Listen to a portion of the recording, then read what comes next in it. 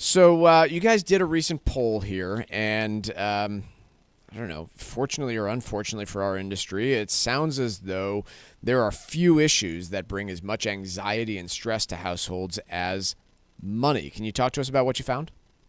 We found that 52% of U.S. adults say that money is negatively impacting their mental health, and that's up from 42% a year ago.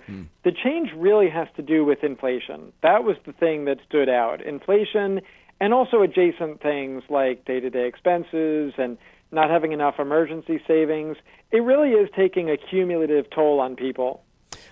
What did you find? I mean, typically you guys find some interesting breakdowns when you look at generational differences. So are you finding differences in the way baby boomers versus Gen Xers and millennials are thinking about money right now?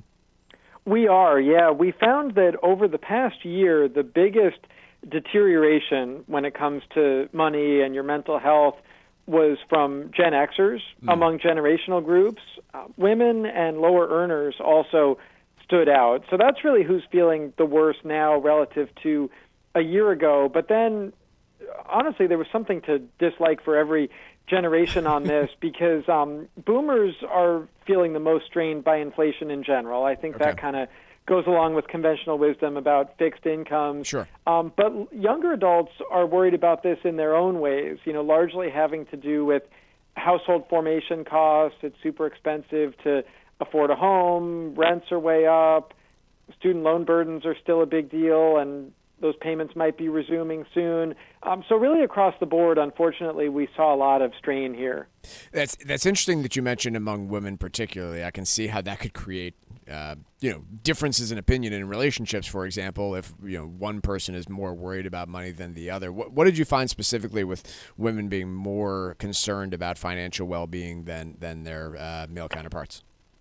I think a lot of this probably comes back to the gender pay gap. I think that is something that stands out a lot of times when we talk about these kinds of issues. And I think it goes along with some of the other groups, like, the fact that lower earners are more worried now than they were a year ago.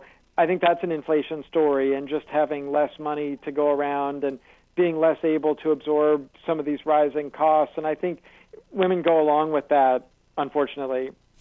Other than paying a financial therapist a bunch of money to solve your worries about money, which I'm sure there are some that can afford to do so, what tips did you guys outline in the guide to get through this stress during times of economic uncertainty? I'm glad you brought up the solutions, because we do want to give people hope and optimism that yes, you have plenty of company if you're worried about this, but there are some things you can do. If you're worried about credit card debt, maybe you could get a 0% balance transfer card and pause that interest clock for up to 21 months. Or, if you're worried about retirement savings, well, hopefully you're contributing to a 401k. Maybe over time you can gradually increase those contributions. Slow and steady can win the race sometimes in personal finance. Savings would be another example of how maybe an automated transfer every paycheck into a dedicated savings account would be a good idea. You can step it up over time.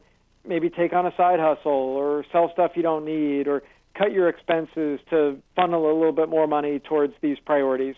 That's Ted Rossman from Bankrate talking to us about the money and mental health survey they recently conducted. Ted, thanks so much for joining us. And if you want to check out the article, you can go to bankrate.com.